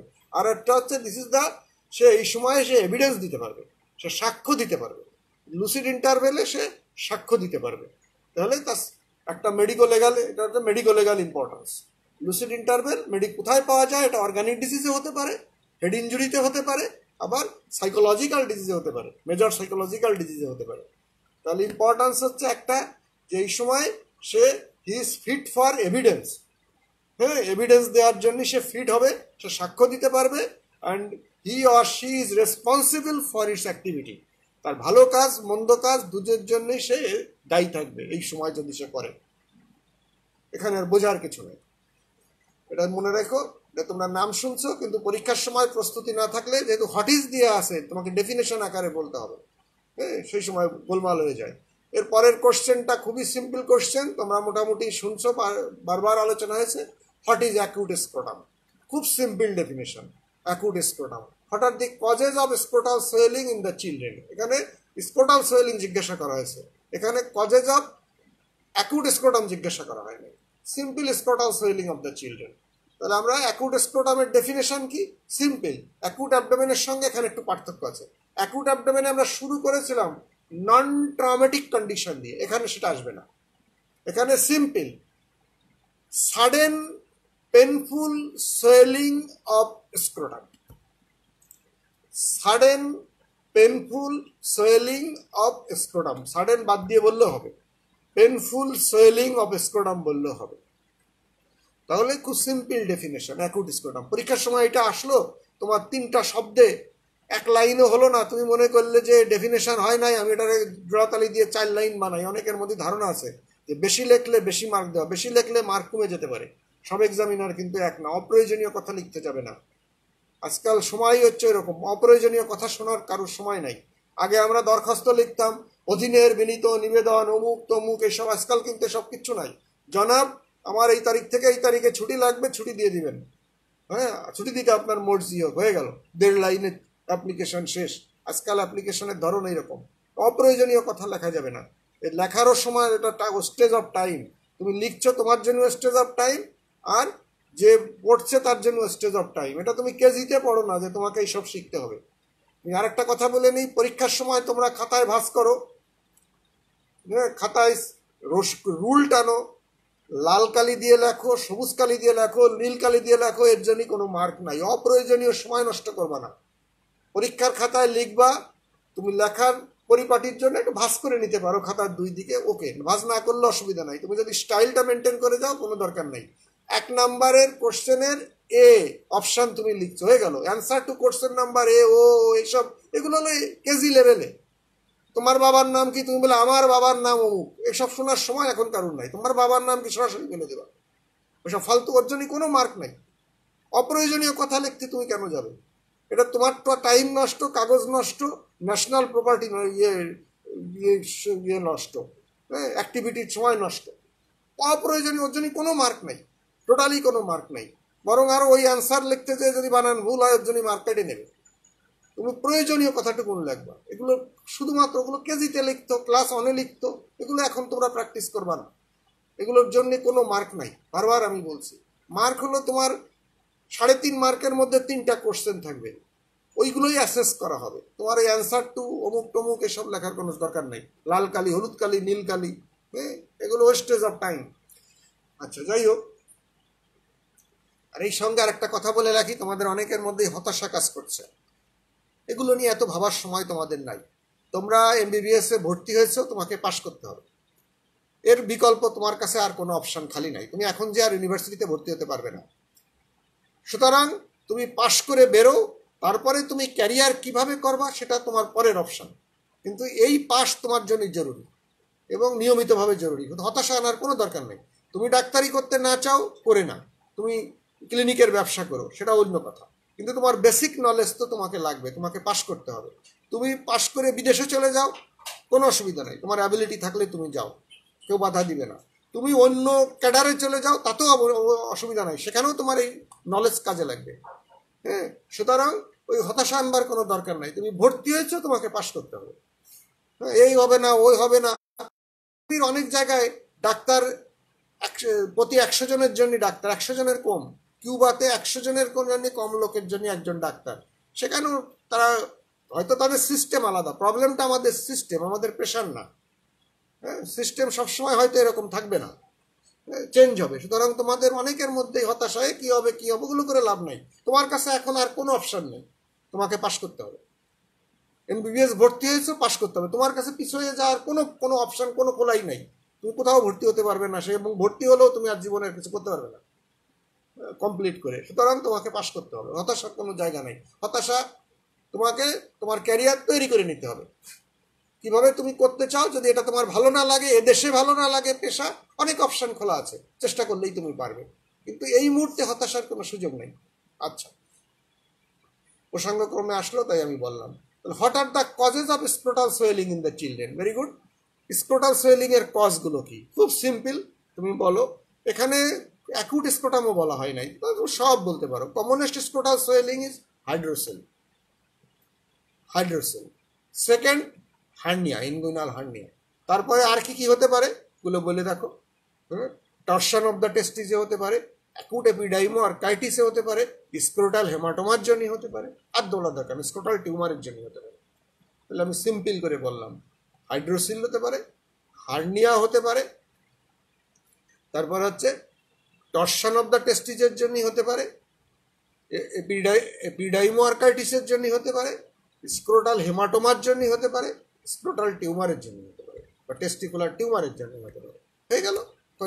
এই কয়টা জানলে পারে আবার পরের কোশ্চেনের উত্তর হয়ে যাবে। What are the common SCALP tumour? What are the sites of dermoid tumour? হ্যাঁ, এটা ইম্পর্ট্যান্ট একটা জিনিস, টার্ম এসছে, ইউজুয়ালি পড়ানো হয় না, কিন্তু এর থেকে কোশ্চেন আসে, রিটেনও আসে ডারময়েড থেকে। কি কি আছে সেই স্কাল্প টিউমার? মানে হেডের সফট টিস্যুর মধ্যে কি কি টিউমার হয়, এই কয়েকটা টিউমারের নাম বলো। একটা তো এখানে বলেই দেওয়া আছে, স্কাল্প টিউমার, আমরা ফিল করতে পারি প্রায়, সেটা একটা হলো ডারময়েড টিউমার একটা। আর কতগুলো নাম বলতে হবে, যেহেতু এটা কোশ্চেন। আর কি কি হতে পারে এখানে স্কাল্পের মধ্যে? তোমরা আর একটা জানো, এখানে স্কাল্পের যে যে টিস্যু আছে সবগুলো টিউমার হতে পারে। লাইপোমা হতে পারে, ফাইব্রোমা হতে পারে, নিউরোফাইব্রোমা হতে পারে। হ্যাঁ, তাহলে এইগুলোই আমরা বলি। এর বাইরে হেমানজিওমা হতে পারে। টিউমারের কথা বলা হচ্ছে, শুধু সোয়েলিং এর কথা বলা হয় না। সোয়েলিং এর কথা বললে আমরা 1 নম্বরে বলতাম সেবাসিয়াস সিস্ট। হ্যাঁ, সেবাসিয়াস সিস্ট। তারপর হচ্ছে ইনফ্লামেটরি সোয়েলিং, এটা কমন স্কাল্প রিজনে, আমরা সেটা বলবো না, টিউমারের কথা বলা হচ্ছে। তাহলে এইগুলি বলে ফেলো। তাহলে কি কি বললাম আমরা? Lipoma, fibroma, neurofibroma, hemangioma, dermoid tumour. আর দরকার নেই, 5টা হয়ে গেল, অনেক বলে ফেলছি আমরা, আর বলার দরকার নেই। তাহলে SCALP tumour. What are the sites of dermoid tumour? এইটা বলার আগে আমি একটু বেসিক কয়েকটা কথা বলে নিই। আচ্ছা, ডারময়েড টিউমার এগুলো বিভিন্ন, ডারময়েড সিস্ট, ডারময়েড টিউমার নানাভাবে ব্যবহার করা হয়। আচ্ছা, এটা আরো আমরা ডারময়েড সিস্ট হিসাবে বেশি চিনি। What is dermoid? টিউমার না বলে ডারময়েড। What is dermoid? ডারময়েডের ডেফিনেশন এক এক বইতে এক এক রকম দেওয়া আছে। বেলি ল্যাবে এক একটা পিকুইলিয়ার ডেফিনেশন দেওয়া ছিল, যেটা আমাদের পড়তে হতো। মাহবুর রহমান চৌধুরী স্যার এটা না বললে ডারময়েড ইজ এ মিজনোমার অমুক তমুক দিয়ে একটা বাজে একটা ডেফিনেশন ছিল, আমাদের বলতে হতো সেই স্যারকে বলতে গেলে। উনি খুব পছন্দ করতেন। যাই হোক, এটা জরুরি না, আমরা এত রিজিড না। ডারময়েড সম্বন্ধে তোমার ধারণাটা পরিষ্কার হলেই হবে। ডারময়েডটা কি? ডারময়েড ইজ এ ট্রাটোমেটাস সিস্ট, বা ডারময়েড ইজ এ সিস্ট। হ্যাঁ, dermoid is a cyst which contain derivatives of residual embryonic tissue, অথবা তুমি যদি ঘুরায় বলো, which dermoid is a cyst which contain derivatives of কি টিস্যু বলে এটা? Germ layer, derivatives of germ layer. তুমি যেভাবে বলো, জিনিসটা কিন্তু একই। তাহলে কি কি বললাম? এটা হচ্ছে ডারময়েড ইজ এ সিস্ট, আর অনেক বইতেই লেখা আছে ট্রাটোমেটাস সিস্ট। হ্যাঁ, ট্রাটোমা যখন সিস্টিক হয় তখন আমরা তাকে বলি ডারময়েড। ট্রাটোমা যখন সিস্টিক হয় তখন তাকে আমরা কিন্তু ডারময়েড বলি। তাহলে একই কথা। Dermoid is a cyst which contain derivatives of residual এমব্রিয়নিক tissue বা এমব্রিয়নিক ডেরিভেটিভস বা এমব্রিয়নিক germ layer, derivatives of এমব্রিয়নিক germ layer, germ লেয়ারের ডেরিভেটিভ যখন থাকে, এই সিস্টটা আবার বা এটাকে যদি আমরা ইয়ে করে, কোন ধরনের লিশন এটা? এটা হলো কোরিস্টোমা। আমি আগে একদিন বলছি, হোয়াট ইজ কোরিস্টোমা? কোরিস্টোমা হচ্ছে নর্মাল ম্যাচিওর টিস্যু, হ্যাঁ, নর্মাল টিস্যু নর্মাল ওরিয়েন্টেশনে হয়েছে, হ্যাঁ, বাট অ্যাবনর্মাল জায়গায় আছে, তাহলে এটা একটা কোরিস্টোমা, অলসো কোরিস্টোমা। বোঝা গেল? এইবার আমরা ডারময়েডের টাইপগুলো যদি আলোচনা করি, এটা ক্লিয়ার হয়ে যাবে। ডারময়েডের ক্লাসিফিকেশন অনেক বইতে অনেক রকম করে করা আছে, অনেক বই রকম। তবে মোস্ট অ্যাকসেপ্টেবল বা শুনতে ভালো লাগে যেটা, বা মোর অর্গানাইজড ফর্মে যেটা ক্লাসিফিকেশন, সেটা হচ্ছে 4টে ভাগে ভাগ করি আমরা ডারময়েডকে। সেটা কি? একটা হলো ইনক্লুশন ডারময়েড, একটা হচ্ছে টিউবুলোডারময়েড, একটা ট্র্যাটোমেটাস ডারময়েড, আর একটা হচ্ছে ইমপ্লান্টেশন ডারময়েড। প্রতিটা এক্সাম্পল জানে। ইনক্লুশন ডারময়েড, ইনক্লুশন ডারময়েড হচ্ছে কোথায়? ফেলিওর অফ এমব্রিয়নিক ফিউশনে যেটা হয়, সরি, লাইন অফ এমব্রিয়নিক ফিউশনে যেটা হয়, বডির যেখানে যেখানে এমব্রিয়নিক লাইনগুলো ফিউশন হয়, তাহলে এটাকে বলি আমরা ইনক্লুশন ডারময়েড। ইনক্লুশন হয়েছে ওই জায়গাটা, এমব্রিয়নিক টিস্যু ইনক্লুশন, ভিতরের দিকে ইনক্লুশন হয়েছে, ইনক্লুশন ডারময়েড। আরেকটা হচ্ছে টিউবুলো ডারময়েড, সেটা হচ্ছে বডির যে ডেভেলপিং টিউবুল আছে সেইখানে যদি ডারময়েড টিস্যু সিস্ট ডেভেলপ করে, যেমন থাইরোগ্লোসাল সিস্ট, ঠিক একইভাবে ইউরেকাল সিস্ট, এগুলো হচ্ছে টিউবুলো ডারময়েড।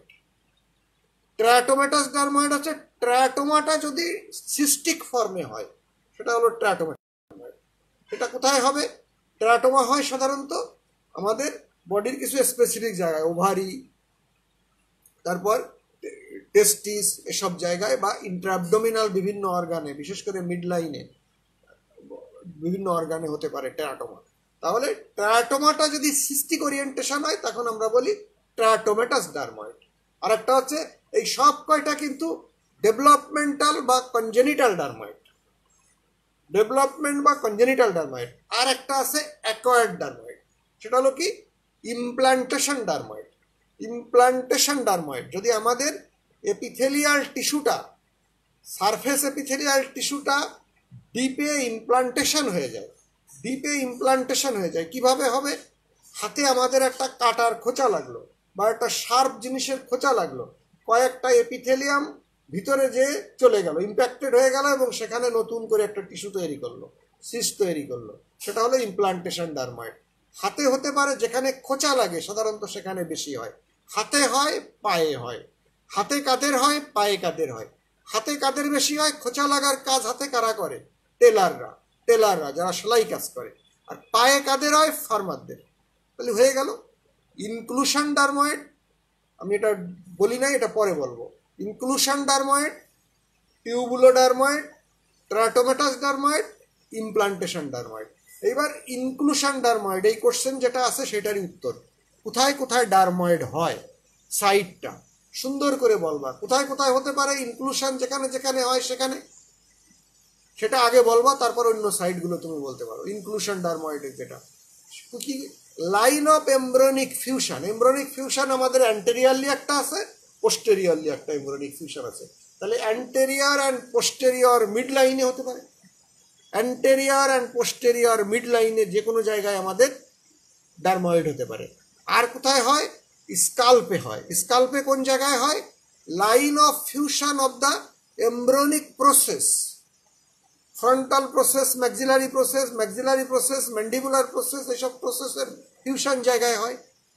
সেখানে কত জায়গায় নাম আছে, যেমন আমরা বলি external angular dermoid, internal angular dermoid, post auricular dermoid, all are inclusion dermoid. তার মানে এইগুলো হচ্ছে সব লাইন অফ এমব্রিয়নিক ফিউশনে হয়ে গেছে। এরপরে যদি ডারময়েডের নাম বলতে চাও, তুমি ওইগুলো বলতে পারো, ওই যে ট্র্যাটোমেটাস, যেটা ওভারিতে হতে পারে ডারময়েড, স্যাক্রোকক্সিজিয়াল ট্র্যাটোমাতে হয়, এটাও ইনক্লুশন ডারময়েড, পোস্টেরিয়রলি হচ্ছে স্যাক্রোকক্সিজিয়াল ট্র্যাটোমা। তাহলে বোঝা গেল ডারময়েড কোথায় কোথায় হয়। অ্যান্টেরিয়র অ্যান্ড পোস্টেরিয়র মিড লাইনে হয়। তারপরে হচ্ছে এখানে নাম দিলাম আমরা external angular dermoid, internal angular dermoid, postauricular dermoid, আর এই কয়টা যেন ভুল না হয়। তার আরেকটা থাইরোগ্লোসাল সিস্ট বলতে পারো, স্যাক্রোকক্সিজিয়াল টেরাটোমা বলতে পারো। দিজ আর অল আর, এগুলো বাইরের থেকে সব দেখা যায়, বাইরের থেকে, এর জন্য আলাদা কোনো পরীক্ষা লাগে না। তাহলে দি সাইট অফ ডারময়েড আমি বলে ফেললাম, ডারময়েডের টাইপটা বলছি এবং ডারময়েডের ডেফিনেশন বলছি, এইটুকু যথেষ্ট পাস করার জন্য।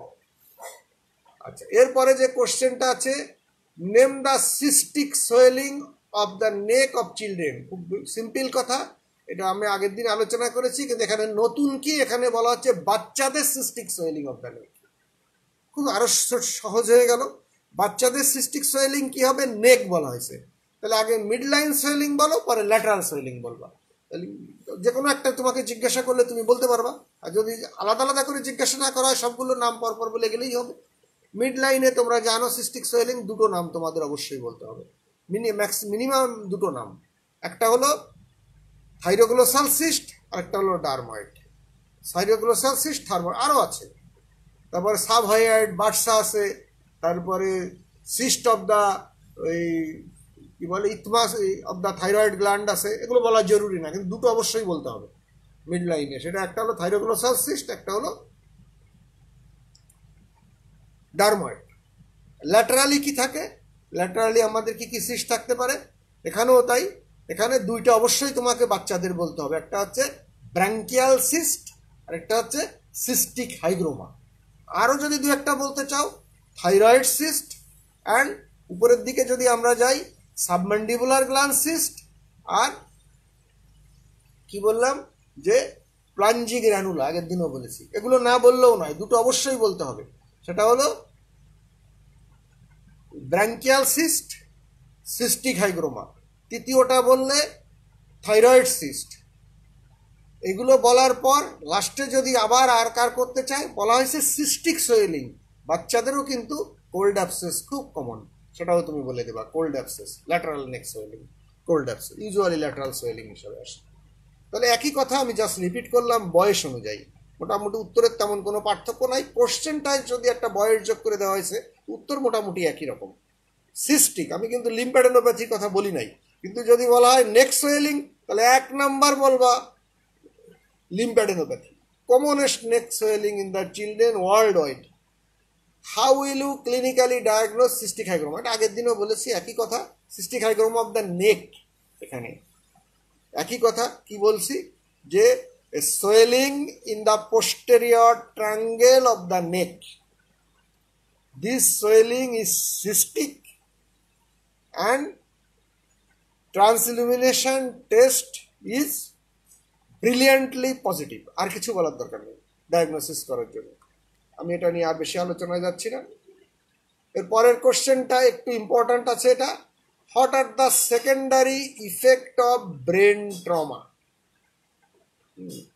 সেকেন্ডারি ইফেক্ট অথবা সেকেন্ডারি হেড ইঞ্জুরি যাকে বলে, secondary head injury, it is very important কথা। প্রাইমারি হেড ইঞ্জুরি কি, সেকেন্ডারি হেড ইঞ্জুরি কি? প্রাইমারি হেড ইঞ্জুরি হচ্ছে injury to the brain due to the physical trauma. Injury to the brain due to the physical trauma, এটা direct trauma হতে পারে, indirect trauma হতে পারে। Direct trauma মানে সরাসরি আঘাত করলো, ইনডাইরেক্ট ট্রমা হলো সে পড়লো পায়ে ইসের উপর, বাটকের উপর, মাথার মধ্যে ঝাঁকুনি লেগে খিচুনি লাগলো, অথবা ড্যাশবোর্ড ইঞ্জুরি, ব্রেনে আঘাত লাগলো, ব্রেনে ইঞ্জুরি হলো অক্সিপিটাল রিজনে, হ্যাঁ, ইনডাইরেক্ট ইঞ্জুরি। তাহলে প্রাইমারি ইঞ্জুরি ডাইরেক্ট হতে পারে, ইনডাইরেক্ট হতে পারে, বাট এটা due to the physical trauma, সরাসরি আঘাতের জন্য হয়েছে। আর সেকেন্ডারি হচ্ছে it is the consequence of head injury, primary head injury. Secondary head injury হচ্ছে this is the consequence of secondary head injury, primary head injury, consequence of trauma to the brain. জিনিসটা কি, এবং এর ইম্পর্টেন্সটা কি? Primary head injury কিন্তু ডাক্তাররা বন্ধ করতে পারবে না। দিস ইজ দ্য ন্যাশনাল পলিসির ব্যাপার, মানুষের লাইফস্টাইলের ব্যাপার, মানুষের হ্যাবিচুয়েশনের ব্যাপার। সে মনে করো তার আরটিএতে হয়েছে, এটা ন্যাশনাল পলিসির ব্যাপার, এটা হাইওয়েরা ম্যানেজ করবে, এটা ডাক্তারদের কাজ না। কিন্তু সেকেন্ডারি হেড ইনজুরি কি? এটা it is the preventable part of the head injury. কারণ এটা যদি ডাক্তাররা সচেতন হয় তাহলে এটা বন্ধ করা যায়। সেই সেকেন্ডারি হেড ইনজুরিটা কি দিয়ে হয়? কতগুলো ফ্যাক্টর আছে সেকেন্ডারি হেড ইনজুরি। কি কি সেগুলি? 1 নম্বর হচ্ছে কনভালশন, 2 নম্বর হচ্ছে পাইরেক্সিয়া, 3 নম্বর হচ্ছে হাইপোক্সিয়া, হ্যাঁ, 4 নম্বর হচ্ছে রেইজড ইন্ট্রাক্রেনিয়াল প্রেশার, 5 নম্বর ব্রেন ইডিমা। আরও অনেক আছে, এই কয়টা তোমাদের মনে রাখলে হবে। এই কয়টা জিনিস যদি আমরা হেড ইনজুরির পর ম্যানেজ না করি তাহলে আরও ফার্দার হেড ইনজুরি হবে। This all are preventable. তাহলে কি বললাম? হাইপোক্সিয়া, হাইপার পাইরেক্সিয়া বা fever, convulsion, brain oedema and raised intracranial pressure. এই কয়টা যদি আমরা ম্যানেজ করতে পারি তাহলে আরও ফার্দার ব্রেন ইনজুরিটা হবে না। This is the secondary effect বা সেকেন্ডারি হেড ইনজুরি। এটা নতুন একটা জিনিস, কিন্তু এটা খুব ইম্পর্ট্যান্ট। এই জন্য ওই যে বললাম, এটা ডাক্তারদের জন্য খুব important. It is preventable. Primary head injury আমরা প্রিভেন্ট করতে পারবো না, আমরা চিকিৎসা করতে পারবো, প্রিভেন্ট করতে পারবো না। সেকেন্ডারিটা আমরা প্রিভেন্ট করতে পারি। What are the congenital swelling of the neck? How will you clinically diagnose thyroglossal cyst? একই কোশ্চেন এখানে আসছে। কনজেনিটাল সোয়েলিং মানে জন্ম থেকে নিয়ে জন্ম নেবে, আরও স্পেসিফিক হয়ে গেল। এখানে আমরা থাইরয়েড সোয়েলিং বলবো না। ইউজুয়ালি থাইরয়েড সোয়েলিং অ্যাকোয়ার্ড হয়, কনজেনিটালও হতে পারে, অসম্ভব না। আমরা সাবম্যান্ডিবুলার সোয়েলিং বলবো না, আমরা র্যানুলার কথা বলবো না। তাহলে কনজেনিটাল সোয়েলিং বললে আমরা 3টা সোয়েলিংয়ের নাম বলবো এখানে, সিম্পল 3টা সোয়েলিং। একটা থাইরোগ্লোসাল সিস্ট, একটা ব্রাঙ্কিয়াল সিস্ট, আর একটা হচ্ছে সিস্টিক হাইগ্রোমা। একেবারে আর কোনো কিছু বলার দরকার নেই, কনজেনিটাল আর কিছু বলার দরকার নেই, বলে ঝামেলা করতে যাওয়া হবে। কনজেনিটাল সোয়েলিং অফ দ্য নেক, এই কটা কথা বললাম। এটা 3টাই সিস্ট এবং 3টা নেক সোয়েলিং। এটা সলিডের কথা আমরা বলি নাই। সলিড সলিড কনজেনিটাল হতে পারে, অ্যাকোয়ার্ড হতে পারে, কিন্তু এই 3টা সবসময় congenital. How will you clinically diagnose thyroglossal cyst?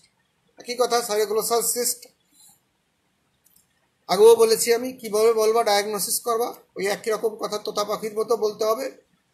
Midline cystic neck swelling, midline cystic neck swelling, midline cystic anterior neck swelling. অ্যান্টেরিয়রটা আমি বাদ দিয়ে গেছিলাম। Midline anterior cystic neck swelling which moves with deglutition and moves upward with protrusion of the tongue. এইবার আমি কয়েকটা জিনিসের ব্যাখ্যা করবো এখানে। ওই তোমাকে জিজ্ঞাসা করবে, তুমি যে বললে midline anterior cystic neck swelling, cystic কিভাবে বললে বুঝলে? স্যার আমি এটা ফ্লাকচুয়েশন টেস্ট করে বুঝছি। ফ্লাকচুয়েশন টেস্ট করলে আমাকে ট্রান্সলুমিনেশন টেস্ট করতে হবে। ট্রান্সলুমিনেশন টেস্ট করছিলে? বলে হ্যাঁ স্যার করছিলাম, এটা নেগেটিভ। নেগেটিভ আমি বলি নাই, এই জন্য আমি বলি নাই, পজিটিভ বলে বলতাম। উত্তর যদি জিজ্ঞাসা করা হয় কীরকম হবে, নেগেটিভ হবে। কারণ যে কালেকশনটা থাকবে এটা it will not be transparent হবে না, এটা ট্রান্সপারেন্ট হবে না। এটা একটা গেল। 2 নম্বরের কথা এখানে আসবে যে তুমি বললে it moves upward with protrusion of the tongue. এটা কিভাবে বুঝবা? এটাকে আমরা একটা টেস্ট করি। সেই টেস্টটা কি? সেটা আমরা হচ্ছে সোয়েলিংটাকে ধরে রাখি, বা সোয়েলিংয়ের আপার লিমিটে ফিঙ্গারটাকে ট্রান্সভার্সলি দিয়ে ফিক্স করে রাখি যাতে ছুটে না যায়, নিচের থেকে উপরের দিকে না যায়। তখন আমরা টাংটাকে প্রোট্রুশন করতে বললে আমরা যদি ধরে রাখি হাতের থেকে ছুটে যাবে, অথবা আপার বর্ডারে যদি নিচে প্রেশার দিয়ে রাখি, কম্প্রেস করে রাখি, সেই কম্প্রেসরের মধ্যে দিয়ে এটা উপরে উঠে যাবে। এই টেস্টটাকে, একটা টেস্টের নাম আছে। এই টেস্টটার নাম কি? ইট ইজ হচ্ছে টাগ টেস্ট। টাগ, TUG, টাগ। টাগ মানে হলো টানাটানি, tug of war, tug of war, হ্যাঁ, টানাটানি। আমি নিচে ওটাকে টেনে রাখছি নিচের দিকে, আর জিহ্বা উপরের দিকে টেনে যাচ্ছে। TUG, টাগ টেস্ট। এটা কিন্তু জানতে চাই, টাগ টেস্ট। আচ্ছা, আর মুভস আপওয়ার্ড ডিগ্লুটিশন, এত গতদিন আমি ব্যাখ্যা করছি কিভাবে হয়, যেটা ফিক্স থাকে হাইওয়েড বোনের, হাইওয়েড কার্টিলেজের সাথে, এবং সে হাইওয়েডের সঙ্গে হাইওগ্লোসাস মাসেল ফিক্স থাকে। হাইওগ্লোসাস মাসেল সময় হাইওয়েড বোন কন্ট্রাকশন হয়, এই জন্যই এটা মুভমেন্ট হবে। আর ডিগ্লুটিশনের সাথে হবে প্রিট্রাকিয়াল ফাসার জন্য। প্রিট্রাকিয়াল ফাসা দিয়ে এটা ইনভেস্টেড থাকে, কারণ ট্রাকিয়ার মুভমেন্টের সাথে থাইরয়েড গ্ল্যান্ড বা থাইরয়েড গ্ল্যান্ডের ডেরিভেটিভসটাও মুভ করবে সোয়ালোইং এর সঙ্গে। আচ্ছা, আরেকটা জিনিস জিজ্ঞাসা করতে চাই, এই অপারেশনের স্পেশালিটিটা কি? গতদিন আমি বলছি যে সিস্টার সঙ্গে সেন্ট্রাল, এই অপারেশনের নামটা কি? সিস্ট্রাঙ্ক অপারেশন, এই নামটাও জানতে হবে। সিস্ট্রাঙ্ক অপারেশন। আমি কিন্তু অপারেশন বা চিকিৎসা সম্বন্ধে খুব কম কথা বলি, যেটা তোমাকে জানতে হবে আমি সেটাই শুধু বলি। সিস্ট্রাঙ্ক অপারেশন, এটা যেন নাম মনে থাকে। ইম্পর্টেন্স হলো এটা সিস্টের সঙ্গে in continuity centrum of the hyoid bone কেটে ফেলা হয়। এই অপারেশন না করলে কি অসুবিধা হবে? একটা সিস্টে যেসব কমপ্লিকেশন হতে পারে, এক্সটার্নাল সিস্ট, তাই বলবা। কি হতে পারে? ইনফেকশন হতে পারে, অ্যাবসেস হতে পারে, সাইনাস বা ফিস্টুলা হতে পারে, আলসার হতে পারে, ক্যালসিফিকেশন হতে পারে, আর আর কি হতে পারে? যেহেতু এখানে এপিথেলিয়াল লাইনিং আছে, ইভেন ম্যালিগন্যান্সি হতে পারে। এই সিস্টের সাথে অন্য সিস্টের একই কথা, সবই হতে পারে। অন্য সিস্টের ক্ষেত্রে একই জিনিসগুলো হতে পারে। আর এটা ইন্টারনাল সিস্টের ক্ষেত্রে অতিরিক্ত যেটা বলতে হবে এটা হলো টর্শন হতে পারে। ইন্টারনাল সিস্টের টর্শন হতে পারে। আর সেবাসিয়াস সিস্টের ক্ষেত্রে এই সব কথার সাথে আর একটা হর্ন। এই আর চিকিৎসা করলে কি কমপ্লিকেশন হতে পারে? চিকিৎসা করলেও রিকারেন্স হতে পারে, সাইনাস হতে পারে, ফিস্টুলা হতে পারে, যদি ইনকমপ্লিট এক্সিশন হয়। Recurrent sinus and or fistula. তাহলে this is all about thyroglossal cyst. আজকে মোটামুটি এই স্লাইডটা শেষ। আমি আরেকটা জিনিস তোমাদের বলবো, পড়তে বলেছিলাম, খুবই গুরুত্বপূর্ণ। সেটা বলেছিলাম যে ব্রেস্ট সেলফ এক্সামিনেশন। আমি একটু টিপস দিচ্ছি, তোমরা এটা একটু বইয়ের সঙ্গে দেখে নিও। পড়তে হবে না, বইতে বা নেটে প্রচুর ছবি দেওয়া আছে। হ্যাঁ, একদম ছবি, সাধারণ মানুষের বোঝার জন্য, মেডিকেল স্টুডেন্ট না, সাধারণ মানুষ যাতে ছবি দেখে বুঝতে পারে, এটা জাস্ট বললেই হবে। এখানে কয়েকটা জিনিস জানতে হয়। Breast self examination, this is a national protocol for screening of the breast tumour. National protocol এটা। হ্যাঁ, এটা আমাদের একদম একটা ডেটও ফিক্স করা হয়েছে। হ্যাঁ, ডেটটা কত হচ্ছে, কি মাসে, সামনে চলে আসছে, তারিখটা ঠিক খেয়াল নাই। আচ্ছা, আগের সামনের দিন বলে দেব। এবং এর একটা লোগো আছে, যেমন সেটা হচ্ছে পিঙ্ক কালারের একটা ফিতা, সেটা হচ্ছে এটা লোগো হিসাবে আছে। আচ্ছা, ব্রেস্ট সেলফ এক্সামিনেশন টিপস দিয়ে দিই, কখন করতে হবে। এটা পিউবার্টির থেকে অনওয়ার্ড সব বয়সের জন্য শেষ করবে, আর টিল ডেথ পর্যন্ত। কখন করবে? ডিউরিং কি বলে, রিপ্রোডাক্টিভ এজ গ্রুপে সে প্রতি মাসে পিরিয়ডের 3 থেকে 5 দিনের মধ্যে, প্রতি মাসে 3 থেকে 5 দিনের মধ্যে একই নির্দিষ্ট ডেটে করবে, একটা নির্দিষ্ট ডেটে করবে। হ্যাঁ, কেন? এই সময়টা ব্রেস্টটা লেস এনগর্স থাকে, লেস টেন্ডার থাকে। লেস এনগর্স, লেস টেন্ডার, এটা হচ্ছে রিপ্রোডাক্টিভ এজ গ্রুপের জন্য। এরপরে যখন মেনোপোজ হয়ে যাবে তখন তার পিরিয়ডের কথা আসবে না, প্রতি মাসে একটা নির্দিষ্ট ডেটে সে করবে। একটা নির্দিষ্ট ডেটে করার মানে কি? কারণ প্রতিটা দিনের সঙ্গে, পিরিয়ডের সঙ্গে মেয়েদের বডিতে চেঞ্জ হয়। 3 দিনে যে চেঞ্জ হবে, 5 দিনে তার থেকে ডিফারেন্ট চেঞ্জ হবে, 8 দিনের জন্য তার ডিফারেন্ট চেঞ্জ হবে। একটা নির্দিষ্ট দিনে 3 থেকে 5 দিন, এটা আইডিয়াল টাইম। এর মধ্যে যে কোনো একদিন করবে প্রতি মাসে। কি করবে? একবার সে ইনস্পেকশন করবে, আর একবার হচ্ছে পালপেশন করবে। একটা পার্ট ইনস্পেকশন, একটা পালপেশন, বইতে ছবি দেওয়া আছে। ইনস্পেকশন হচ্ছে সব 3টা পজিশনে করতে হবে। সে স্ট্রেট দাঁড়ানো অবস্থায় হ্যাঁ, এক্সপোজড আয়নার সামনে দাঁড়িয়ে এক্সপোজ অবস্থায় দাঁড়িয়ে করবে। একটা হচ্ছে হাত উপরের দিকে তুলে সামনের দিকে বেন্ট হয়ে ইন্সপেক্ট করবে। ইন্সপেকশনের সময় সে সিমেট্রি দেখবে, নিপিল দেখবে, স্কিন দেখবে এবং এনি আদার অ্যাবনর্মালিটি থাকে কিনা সেগুলি দেখবে, বেন্ট হয়ে দেখবে। আর একটা হচ্ছে হাত কোমরের উপর রেখে একটু কুজো হয়ে, তিনটা পজিশন। তাহলে একটা স্ট্রেট একটা হাত পাশে দিয়ে, হাত মাথার উপরে দিয়ে বেন্ট হয়ে, আর এটা হচ্ছে আরেকটা হচ্ছে হান্স বলে বোধহয় ওটাকে, ওয়েস্টের উপর হাত দিয়ে একটু কুজো হয়ে যার ব্রেস্টটাকে যাতে তার বডির থেকে এটা আলাদা হয়ে যায়, তাহলে সে বুঝতে পারবে হ্যাঁ তার কোনো রিট্রাকশন আছে কিনা, এগুলো ভালো বোঝা যাবে। ইনস্পেকশন। পালপেশন হচ্ছে সে শুয়ে সিস্টেমেটিক, শোয়ারও নির্দিষ্ট পজিশন আছে। সে ডান দিকের ব্রেস্ট যখন এক্সামিন করবে বাঁ দিকে কাঁধ হয়ে শোবে, স্লাইড বাঁ দিকে কাঁধ হয়ে শোবে, ডান দিকের হাতটাকে মাথার উপর রাখবে। তাহলে যেদিকের ব্রেস্ট এক্সামিন করবে ওই ব্রেস্টটা ফ্ল্যাট হবে। ব্রেস্টটা যত বডি ওয়ালের সাথে ফ্ল্যাট হবে তত এক্সামিনেশন করতে সুবিধা হবে। এক্সামিন করতে হবে মিডিল 3 ফিঙ্গার অ্যান্ড পাল দিয়ে, মিডিল 3 ফিঙ্গার অ্যান্ড পাল দিয়ে। কোনো কোনো বইতে এরকম করে মুভ করা আছে, রোটেট করে মুভ করে দেওয়ার কথা আছে। আইডিয়ালি হচ্ছে উপর থেকে নিচে, আউটার থেকে ইনার কোয়াড্র্যান্ট, হ্যাঁ উপর থেকে নিচে এইভাবে এক্সামিন করতে করতে আসবে, উপর থেকে নিচে। আস্তে আস্তে সে একাধিকবার করবে। প্রথমবার যতটুকু কম্প্রেশন দেবে, দ্বিতীয়বার তার থেকে বেশি কম্প্রেশন দেবে। লেফট সাইডে একই রকম, রাইট সাইডে সে টিল্ট হয়ে থাকবে শুবে, লেফট হ্যান্ডটাকে কপালের উপর রাখতে হবে, রাইট হ্যান্ড দিয়ে তার লেফট ব্রেস্টকে এক্সামিন করবে একইভাবে।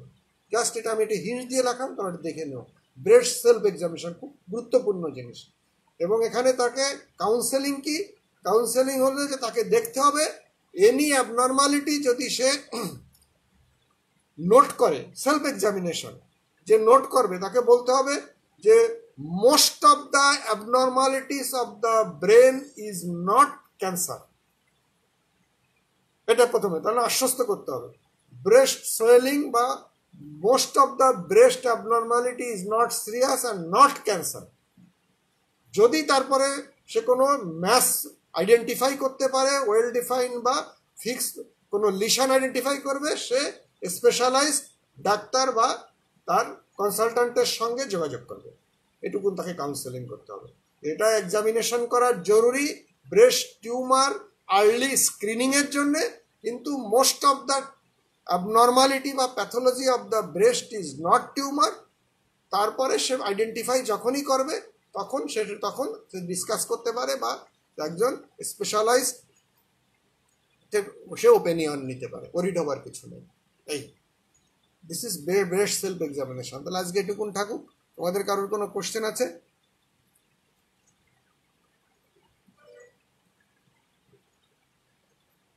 তোমরা এই ব্রেস্ট সেলফ এক্সামিনেশনে বা self examination of the breast বিভিন্নভাবে লেখা আছে।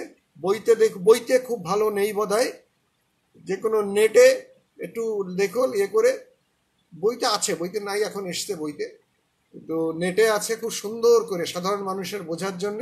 এটা একবার চোখ মেলালে পারে আর ভুল হবে না, পড়ার দরকার নাই, ছবিটা দেখলেই হবে, পড়াও লাগবে না ভিতরে কষ্ট করে, এবং এটা খুব গুরুত্বপূর্ণ।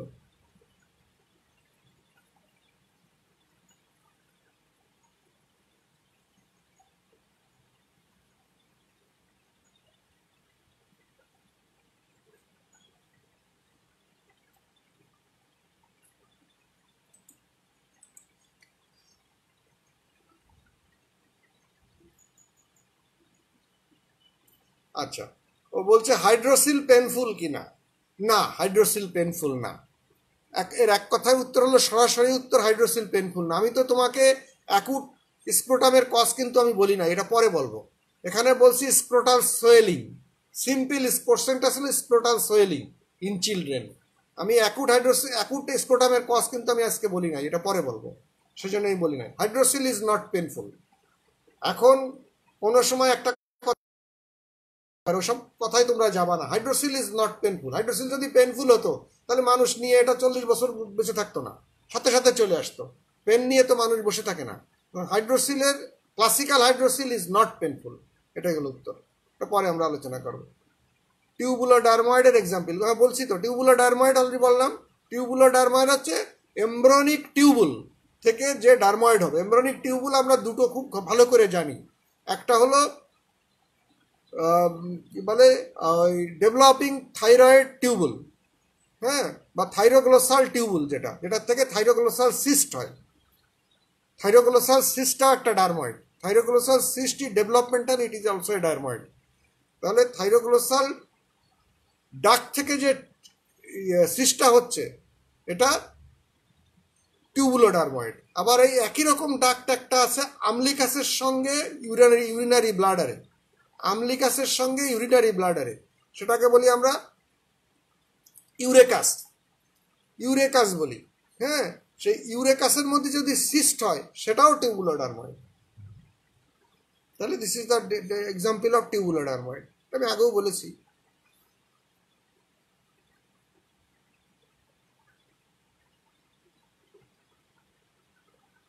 Hydroglossal cyst and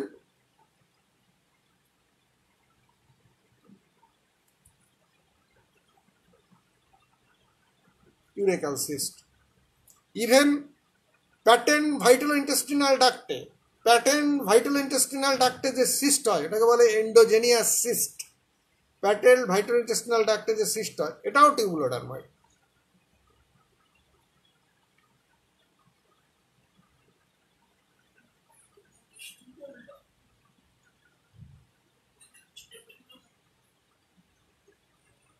ঠিক আছে।